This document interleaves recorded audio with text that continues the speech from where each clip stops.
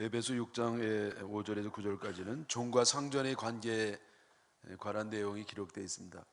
물론 종과 상전은 요즘 없습니다. 종도 없고 상전도 없는데, 그래서 우리는 이 말씀을 윗사람들, 윗분들과 아랫사람들에게 대하는 태도 이렇게 적용해서 말씀에 순종하면 되겠습니다. 윗사람을 대하는 태도에서 중요한 것은 두 가지입니다. 하나는 존중이고 또 하나는 순종입니다. 순종은 행동이고 존중은 마음이죠. 우리가 존중하는 마음이 있으면 순종을 하게 됩니다. 존중과 순종은 아주 내가 존경하고 또 참 자랑스러워하는 리더에게는 얼마든지 존중 아니라 존중 할아버지도 할 수 있고 순종 아니라 맹종까지도 할 수 있겠습니다만은, 그러나 존중되지 아니하고 내 생각에 잘못된 지도자라고 본다고 하면 큰 갈등이 생기는 겁니다. 그런데 성경은 뭐라고 얘기하느냐? 그렇게 마음에 안 드는 리더를 할지라도 존중하고 순종하는 태도를 잃지 말라는 겁니다. 물론 여러분, 하나님 세우지 않는 지도자도 있어요. 그런 사람에게는 존중할 것도 없고 순종할 수도 없겠지만은, 분명히 하나님 세운 지도자라고 하면 내 마음에 좀 안 들어도 내 스타일이 아니라 할지라도 그래도 존중하고 순종하는 태도를 가져야 됩니다. 왜냐하면 하나님이 세우셨기 때문에, 그 한 가지 이유 때문에 우리가 그렇게 할 수밖에 없습니다. 하나님이 안 세운 자인지 정말 아는 것은 굉장히 중요하죠. 근데 이제 좀 남은 말씀이 뭐냐면은, 더 중요한 말씀이 있는데, 상전에게 순종을 하는데 첫째는 그리스도께 하듯 하라, 그런 말씀이 있어요. 5절에 보면 종들아 두려워하고 떨며 성실한 마음으로 육체 상전에게 순종하기를 그리스도께 하듯 하라. 그리스도께, 주님께 하도록 어떻게 해야 그 정도 할 수 있는 순종이 될까요? 그리고 두 번째는 눈가림만 하여 사람을 기쁘게 하는 자처럼 하지 말고, 눈가림하고 앞에서는 잘한 척하고 안 보는 데서는 딴짓하고 그렇게 하면 안 된다는 거죠. 세 번째는 7절에 기쁜 마음으로 섬기기를 주께 하듯 하라. 기쁜 마음으로 하라는 겁니다. 억지로 하라니까 할 수 없이 정말 무슨 도살장에 끌려가는 그런 짐승 같은 모습이 아니고 기쁜 마음으로 아주 기쁘게 자원해서 하라는 겁니다. 참 곤란한 말씀이죠. 이 시대에 안 맞는 말씀인데, 영원히 변치 않은 하나님 말씀은 이렇게 돼 있는 것을 분명히 기억하기를 바랍니다. 제가 군에 있을 때 아직도 마음이 아프고 좀 후회가 되는 게 하나 있거든요. 제가 사병으로 있는 동안에 한때 우리 한국 전역에 걸쳐서 극심한 가뭄이 든 때가 있었습니다. 너무 오랫동안 비가 오지 않아서 그 상수원조차도 바닥이 드러낼 정도로 그리 어려울 때가 있었습니다. 그때 저에게 제 상사가 그 잔디밭에 물을 주라는 겁니다. 사람 먹을 것도 없는데, 사람 마실 물도 없는데, 전 너무 이게 마음에 안 들어가지고요. 그러다가 깡그리 무시할 수는 없고, 그래서 그냥 주는 척만 했거든요. 근데 나중에 잔디가 막 죽으려고 그래요. 그래서 상관이 있다가 이 새끼 죽인다고 그래가지고 돼지가 혼났습니다. 그래서 제가 그래 준다, 줘. 그리고요, 물을 얼마나 줬는지, 뿌리가 썩어서 죽으려고 할 정도로. 제가 그때 깨달은 건 뭐냐면요, 반항할 때도 의협심이 사용이 되는구나. 사람도 마시지 못하는데 그걸 다 세우는 겁니다. 여러분, 이 개혁을 주장하는 사람들 조심하시기를 바랍니다. 왜냐하면 그 개혁이요, 정말 하나님 기뻐하는 개혁은 해야 되는데 그게 아니라 내 반항심을 멋지게 포장하는, 그러니까 개혁이라는 이름의 반항이 될 수도 있기 때문에 우리가 늘 기도하면서 하나님 뜻을 여쭤가면서 행동해야 될 줄 믿습니다. 오늘 주제는요, 에베소 6장 9절에 상전들에게 주시는 말씀이 되겠습니다. 상전들아 너희도 그들에게 이와 같이 하고 이와 같이 하라. 상전들이 이와 같이 하라는 겁니다. 이와 같이 하는 건 뭡니까? 종들이 아랫사람들이 윗사람에게 존중과 순종을 하는 것처럼 이제 위에 있는 사람들이 아랫사람에게도 존중과 순종하는 마음을 가지라. 그겁니다. 윗사람이 아랫사람에게 대하는 태도에서 신앙 인격이 드러납니다. 윗사람도요, 아랫사람에게 존중해야 되고 또 그들의 뜻대로 할 수 있는 대로 최선을 다해서 들어주려고 하는 그런 마음이 있어야 될 것입니다. 이와 같이라고 그랬으니까 이와 같이, 그러니까 종들이 상전에게 하는 것처럼 그와 똑같이 하는 것이 우선적으로 중요하다는 겁니다. 그다음에 또한 이 상전들이 할 일은 뭐냐면은 아래 사람들을 위협하지 말라는 것이죠. 9절의 중반부, 위협을 그치라, 위협을 그치라. 위협을 그치라는 것은 권력을 이용해서 윽박지르지 말고 권력을 남용하지도 말라, 그런 얘기입니다. 여러분 잘 들으시기 바랍니다. 여러분 이 지도자들에게는 권력이 주어져, 힘이 주어지잖아요. 조직을 잘 이끌어갈 수 있도록 힘과 권력이 주어지는데, 여러분이 윽박지르고, 그러니까 권력을 이용해서 아랫사람을 괴롭히면 안 된다는 것이죠. 힘이 있지만은 힘을 사용하지 않을 때 진정한 힘을 쓸 수가 있습니다. 권력이 있지만은 여러분 권력을 포기할 때 존경심이 우러나게 되는 겁니다. 무조건 포기하고 가만히 있으라는 얘기 아니고 진정한 힘, 사랑의 힘을 발휘하는 것이죠. 여러분 어떤 무력이라든지 권력이라든지 조직에 주어지는 그런 힘이 아니고 그걸 포기하고 사랑의 힘을 발휘할 때 그 힘없는 사랑에서 위대한 힘이 나오는 줄 믿습니다. 그리고 존경도 받게 되는 겁니다. 다윗이요 전쟁을 하면서 참 먹을 게 떨어졌고요, 마실 물도 없는 때입니다. 자기도 모르게 목마르라고 했더니요, 신하들이 저 적지에 들어가서 그 샘에서 물을 떠왔습니다.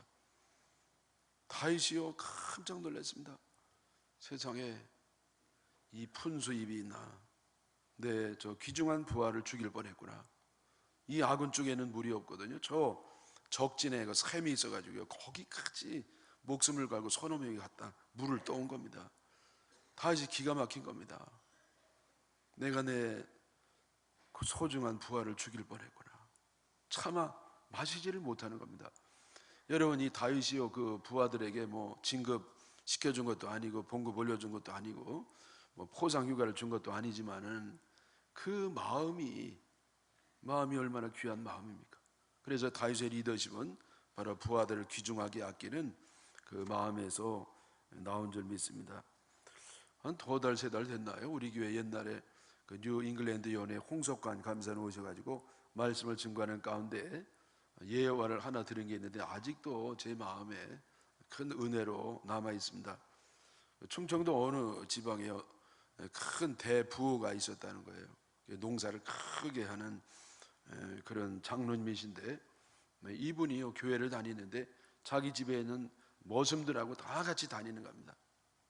근데 희한하고 놀라운 일이 뭐냐면은 그 머슴이요 신학교 가가지고 목사가 된 겁니다. 그래서 그 목사님을 담임 목사님으로 모시고 있는 겁니다. 여러분 자기 집 머슴이에요. 집에서 얼마든지 반말하고 이렇게 했던 머슴인데, 그런데 담임 목사님이 돼가지고 그렇게 지극정성으로 겸손히 상전처럼 그렇게 모시고 있다고 하는 그 말씀을 들으면서 저희가 아직까지도 은혜로 남아있고 도전이 되는 말씀이 되겠습니다. 여러분 예수님 뭐 멀리 갈 것도 없고 예수님께서 제자들의 발을 씻기셨습니다. 여러분 이 당시에 발을 씻기는 것은 노예들이 하는 겁니다. 근데 예수님이요 주님께서 제자들 발을 씻기셨습니다. 주님 이러면 안 되는데, 아니야 너희들 씻어야 돼. 내가 선생님이 되어서 너희의 발을 씻겼노라. 이거는 내가 일부러 그런 건데 너희들이 나를 따라오라고, 나처럼 하라고 이렇게 너희들 발을 씻겼노라. 그래서 여러분 우리가 세상에서 조금이라도 남보다 이렇게 높은 위치에 있는 사람들은 예수님의 발 닦는 정신을 꼭 가져야 될 줄 믿습니다. 소위 말하는 섬기는 리더십이죠. 가장 낮은 자리에서 말없이 겸손하게 섬기는 아랫사람을 섬기는 이런 마음을 꼭 가지라는 겁니다. 그런데 여러분, 요즘 알다시피 섬기는 리더십이 점점 사라지고 빛을 잃어가고 있습니다. 왜냐하면요, 참 되는 것도 없고 안 되는 것도 없어요. 얼마나 답답하죠. 왜냐하면 세상이 너무 점점 악해지고 사람들이 아주 야가지기 때문에요. 그 상전이 어떤 사람인지 알고요, 무서운 상전에게는 아주 알아서 미리 기면서 일하는데, 이렇게 착한 상전은요 막 겨붙고 막 이용해 먹고, 네? 아주 바보인 줄 알아요. 숙맹인 줄 알고요, 등신 천치인 줄 알고 그냥 함부로 합니다. 그 여러분, 요즘 그 섬기는 리더들이요 아주 순환의 시대가 온 것처럼, 그런 시대인 것처럼 볼 수가 있습니다. 그래서 요즘은 너무 답답하니까 뭔가 이루어내는 사람, 좀 다듬어지지 않았다 할지라도 뭔가 이렇게 액션을 취하는 좀 이렇게 마초 스타일의 리더십이 각광을 받는 때가 됐다고 생각합니다. 제가 종종 이제 집회도 나가고 그러는데 어느 교회 보니까 이 목사님이 참 리더십이 있어요. 그 제가 집회 갔더니요, 참 그냥 얼마나 일사분리, 일사천리로요. 교인들 보고 앉아하면 쫙 앉고, 일어서면 일어서고, 누우라면 누우고, 얼마나 막 일어서 앉아 이러면서 착착 교회가 일사불란하게 움직이는 겁니다. 그래서 거기 교역자들하고 직원들의 표어가 뭐냐면은, 담임 목사님 말씀하시면 우리는 달린다. 그게 표어예요. 그게 표. 그 얼마나 일사불란하게. 그래서 제가 그냥 한참 쳐다본 적이 있습니다. 부러워가지고. 근데 여러분, 아무리 그래도 섬기는 리더십을 포기할 수 없습니다. 왜냐하면 예수님이 우리들에게 그렇게 하라고 일부러 본을 보였기 때문에, 우리가 교회뿐만 아니라 사회에서도 어디서든지 늘 섬기는 그 마음, 그 아랫사람을 섬기는 마음을 잃지 마시기를 축원합니다. 이렇게 섬기는 리더십을 갖기 위해서는요, 그 위에 상전이 하나 있어야 됩니다. 그래서 9절 후반부에 이는 그들은 종들 아랫사람들, 너희의 상전, 너희는 또 위에 있는 사람들이죠. 너희의 상전이 하늘에 계시고 그에게는 사람을 외모로 취하는 일이 없는 줄 너희가 알미라. 상전이 하늘에 계신다는 겁니다. 여러분, 우리가 올바른 리더십을 발휘하고 올바른 윗사람이 되는 방법은 뭐냐? 내 위에 상전을 두어야 돼요. 근데 여러분, 그 상전이 아무 상전이 아니라 하나님 상전을 두고 그 하나님 뜻에 따라 내가 순종할 때 우리는 올바른 윗사람의 역할을 감당하게 되는 줄 믿습니다. 만약에 자기 위에 상전이 없는 사람은 자기가 최고의 상전이 돼가지고요, 함부로 막 권력을 부리다가 넘어지기 쉽습니다. 여러분, 사람은요, 힘이 조금이라도 있으면 그거 쓰고 싶은 유혹이 있는 겁니다. 권력이 조금이라도 있으면 그걸 쓰고야 말아요. 여러분, 이 사람들은요, 이렇게 권력욕이라는 게 있어가지고 뭔가 권력이 조금만 있으면, 여러분, 하다못해 무슨 면사기가 된다 하더라도 그냥 뭔가 그 권력을 휘둘리려고 합니다. 근데 그 권력은 내려놔야 된다는 것이죠. 자기 위에 상전이 있음을 기억해야 되는 겁니다. 내 위에도 상전이 있는데, 진짜 상전, 하나님 상전이 계셔가지고 그 하나님께 여쭤보고 늘 그 지시를 받고 명령을 받고 그대로 행하면 참 훌륭한 존경받는 리더가 될 줄 믿습니다. 여러분, 요즘은요, 교회도 하나의 권력으로 보고요, 큰 권력을 쟁취하려고 하고 권력을 쟁취하며 막 부리려고 하는 그러한 모습들을 보게 되는데, 하나님 기뻐하지 않는 줄 믿습니다. 여러분, 유명한 정치 용어에 그런 용어는 있어요. 절대 권력은 절대 타락한다. 절대 권력이 뭡니까? 최고 정점에 있는 권력, 자기 위에 아무도 없다고 생각하면 독재자가 되는 것이고요, 결국은 망가지게 되는 겁니다. 견제가 없고요, 절제가 없고 마음대로 하는 겁니다. 여러분, 하나님 모시지 않는 최고의 권력자들은 반드시 독재자가 되거나 백성들을 힘들게 하거나 그런 사람이 되는 겁니다. 여러분, 우리나라도 요즘 참 대통령 때문에 참 여러분들 얼마나 마음 고생이 심하십니까? 네?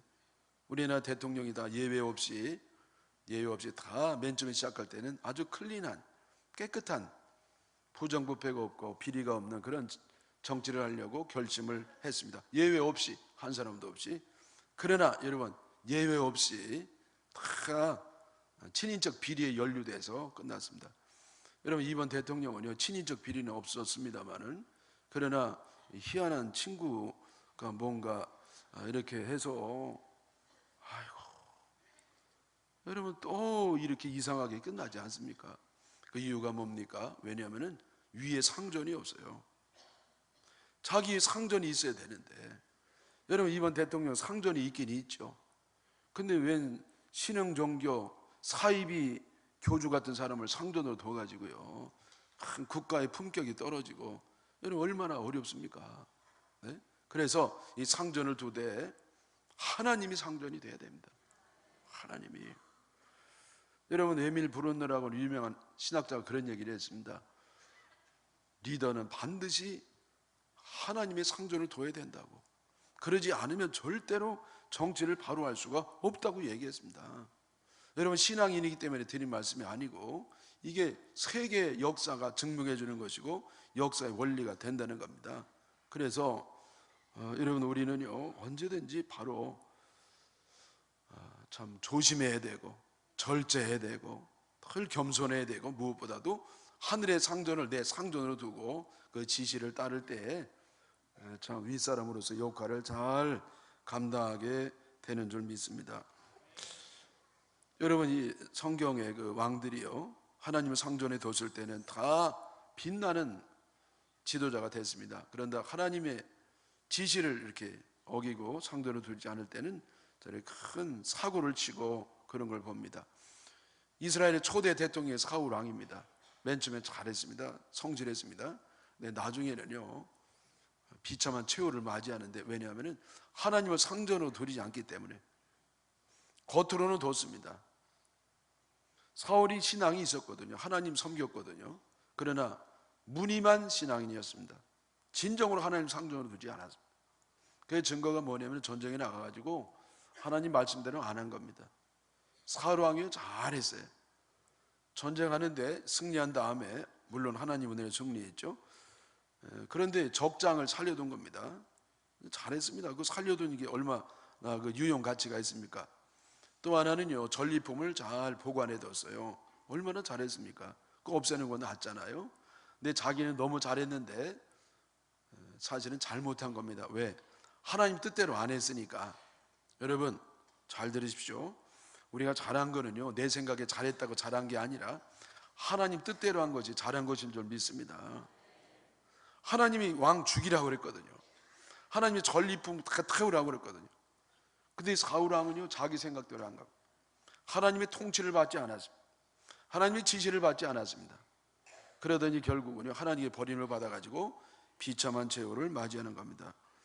여러분, 다윗 왕은요 사울에 비해서 더 실수도 많고 좀 스캔들도 있고 그랬습니다. 그럼에도 불구하고 그가 이렇게 위대한 왕으로 남김을 받는 건 뭐냐? 하나님을 철저한 상전으로 모시고 살았습니다. 다윗은요 놀랍게도 상식적인 일에도 기도했습니다. 여러분, 너무나 당연하고 상식적인 거기 때문에 굳이 하나님께 여쭤보지 말아야 될 것도 여쭤보면서 그렇게 왕의 역할을 감당한 겁니다. 그가 왕이 되기 전에 사울을 피해가지고 저 적성국가인 블레셋에 잠시 망명 간 때가 있었습니다. 그때 전쟁이 일어나가지고요 거기에 도와주고 왔어요. 왔더니 자식들이 없어진 겁니다. 여러분, 저 아멜렉이라는 산적 떼가 와가지고요 그냥 가족을 다 데리고 간 거예요. 아내도 있죠, 딸들도 있죠. 촌놈이 급한 때입니다. 그때 다윗이 뭐 했느냐? 하나님께 무릎을 꿇고 기도했습니다.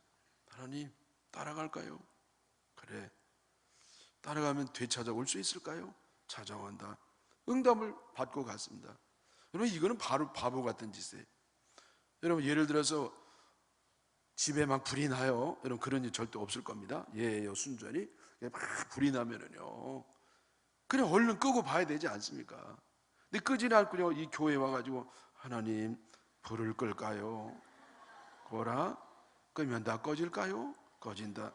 여러분, 이런 바보 같은 사람이 어디 있어요? 근데 여러분, 다윗은 이 정도로 너무나 당연한 일이요, 상식한 일에도 불구하고 하나님께 기도하고 물어보고 여쭤보고 하늘의 상전을 철저히 모시고 살았기 때문에 그는요 위대한 왕으로 남게 된 겁니다. 솔로몬도 마찬가지잖아요. 맨 처음에는 하나님께 주신 그 지혜를 얻어가지고 나라를 최대 전성국으로 만들었습니다. 근데 나중에 좀 커지니까요, 조금 이렇게 교만해졌는지 그때부터는 하나님 뜻대로 하지 아니하고 정치적 술수로, 외교술로 솔로몬이 후궁을 1000명이나 뒀습니다. 1000명이나. 네? 여러분, 너무 부러워하지 마시기를 축원합니다. 아휴, 1000명이나. 그래가지고 여러분, 그게 무슨 솔로몬이 뭐 남다른 새꼴이 아니에요. 물론 그런 면이 조금은 있겠죠. 그러나 이 솔로몬이 그걸 그랬던 건 뭐냐면은 외교술로 나라의 그 안보를 위해서 이 국가 간의 혈연 관계를 맺음으로써 안보를 도모하고 평화를 도모했던 겁니다. 하나님이 주시는 하나님 방법이 아니라 인간적인 방법, 사람의 방법, 정치적인 술수, 그러더니 결국은 나라가 기울어지는 겁니다. 여러분, 이 그 솔로몬 이후의 왕이었던 르호보암은요, 이건 마카파예요. 백성들이 솔로몬이 지나고 이제 새 시대가 왔을 때 대표들이 와가지고 건의를 했습니다. 왕이시여, 선친께서는 우리에게 너무 많은 부역을 시켰고 세금을 걷었습니다. 우리의 짐을 좀 가볍게 해주시옵소서. 르호보암이 뭘 한지 아시죠? 뭐라고? 우리 아버지 허리보다 내 손가락이 굵어. 우리 아버지 허리보다 내 손가락이 굵어. 까불지 마. 이런 지하에 거절을 해버렸습니다. 만약 하나님께 여쭤봤으면 하나님이 좋은 길을 열어주셨을 텐데, 그래 결국 마음대로 하더니 나라가 쫙 두 쪽으로 갈라지고 만 겁니다. 여러분, 그러므로 중요한 건 뭐냐면요, 언제든지 내가 아래 사람이나 위 사람이나 누가 되든지 간에 위에 상전이 꼭 있어야 됩니다. 여러분, 우리 인간은요 하나님 뜻대로 살아야 되는 것이고요, 하나님을 아버지로, 하나님 왕으로, 하나님 내 상전을 모시고 살 때 그 삶이 바르게 살고 복을 받는 줄 믿으시기를 축원합니다. 여러분, 남보다 위에 있는 사람은요 남보다 힘과 능력이 탁월한 경우가 많습니다. 반드시 그런 건 아니지만은 대체적으로 그래요. 그러나 아무리 그렇다 하더라도 외적인 조건만 보고 아랫사람을 함부로 대하고 무시하고 깔보면 안 됩니다. 여러분, 외적으로 본다는 게 뭡니까? 그냥 직위만 보고 내 아래에 있다고 해서, 낮은 직급을 갖고 있다 해서 인간 자체가 낮은 사람이 아니라는 겁니다. 하나님이 귀하게 여기는 것이고 어떤 면에서 나보다 훨씬 더 나은 사람일 경우가 너무나 많은 겁니다. 여러분, 우리 사람들은 외모로 자꾸 사람을 봅니다. 그러나 주님은 외모로 보지 아니하시고 우리의 중심을 보시는 겁니다. 하나님의 시각을 갖기를 바랍니다. 뭐 예쁘냐, 잘생겼냐, 그거 볼 거 없습니다. 직위가 뭐냐, 사장님이냐, 뭐 사회적인 지위가 그거 볼 거 없습니다. 네? 여러분, 키 같은 거 보지 마세요. 키 같은 거 볼 거 없습니다. 여기 억울한 세월 산 분들 참 많아요. 그거 볼 거 없다. 중요한 건 뭐냐, 그 중심을 봐, 중심을 보는 거. 네? 제가 대학교 때 저 시골에 어린이 연수학교 강사로 갔거든요. 낮에는 어린이 연수학교 해주고 밤에는 어린이 부흥회를 했습니다. 교회가 좀 하는 데니까요, 선생님 한 분이 계셨는데 그 선생님이요 외모가 별로였습니다. 어느 아줌마 한 분이었는데 그냥 아무렇게나 뭐 입고 다니고 별로 생긴 것도 뭐 별로고 그랬어요. 근데 며칠 있으면서 얼마나 훌륭한 분인지 깜짝 놀랐습니다. 예? 너무 훌륭해요. 그 인품이라든지 그 성실함이라든지 한마디 한마디 한다는 거기에 얼마나 그 인격적이고 신앙적인 그런 그 깊은 그 마음이 있더라고요. 그래서 제가 태어나 처음으로요, 사람을 외모로 보면 안 되는구나, 그걸 깨달았어요. 이분이요, 그 마을의 교장 선생님 딸이셨는데 결혼도 하셨고 뭐 그랬거든요. 근데 왜 이렇게 초등학교밖에 안 나오셨는지 알 수 없었습니다만은 저는 그냥 외모만 보고 초등학교 나온 것만 보고 조금 무시하려는 마음이 있었지만은 그건 안 된다는 것을 제가 절실하게 깨달았습니다. 여러분, 세상에 무시해도 자는 아무도 없습니다. 제 친구 목사 가운데 이렇게 비전교회를 하는 사람이 있어요. 여러분, 이제는 저 은퇴가 다 됐는데 비전교회를 하는 겁니다. 비전교회 뭔지 아시죠? 미자리 교회. 교회가 너무 약해가지고요, 자기 스스로 힘으로는 설 수 없는 미자립.